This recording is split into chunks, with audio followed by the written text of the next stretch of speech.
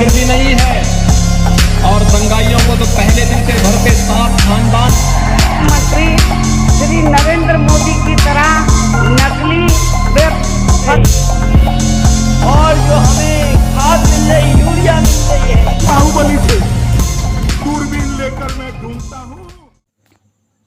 भाजपा में शामिल होने के बाद ओपी कश्यप ने पत्रकार वार्ता में मोदी सरकार की गिनाई उपलब्धियां।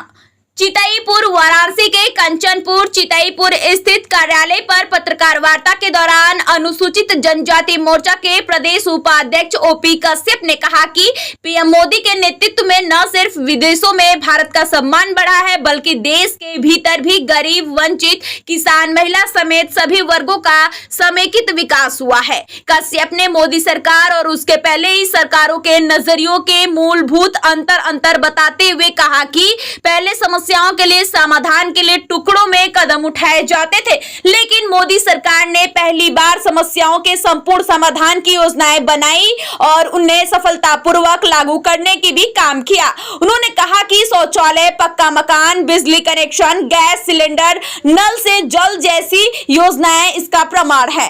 इन्होंने किसानों की आयु दुगनी नहीं होने के आरोप में को भी खारिज कर दिया। उन्होंने ये भी कहा कि भाजपा सरकार सबका साथ सबका विकास वाली सरकार है और पीएम मोदी फिर से तीसरी बार देश के प्रधानमंत्री बनने जा रहे हैं। स्टार न्यूज़ प्लस के लिए उत्तर प्रदेश के वाराणसी से रोहित सेठ की रिपोर्ट।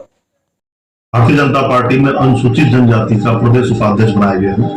ओम प्रकाश जी, आज किस लिए प्रेस वार्ता बुलाए हैं, क्या उद्देश्य है इस प्रेस वार्ता का उद्देश्य, अभी जो चुनाव के दौर में हम लोग चल रहे हैं, विधान और लोकसभा चुनाव चल रहा है, जैसा कि अपने प्रधानमंत्री आदरणीय मोदी जी को लेकर के देश ही नहीं विदेश तक उनके नाम का डंका बज रहा है और तीसरी बार वो प्रधानमंत्री बनने के तरफ तैयारी में है और उन्हें तीसरी बार पूर्ण बहुमत के साथ, जैसे उनका नारा है कि अब की बार 400 पार, यानी वो करके दिखाना है और तीसरी बार प्रधानमंत्री बनाना है।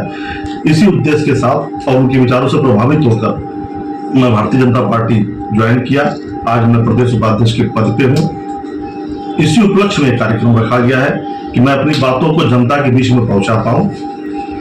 ये उद्देश्य। आगामी लोकसभा चुनाव को लेकर क्या अपील करेंगे आप?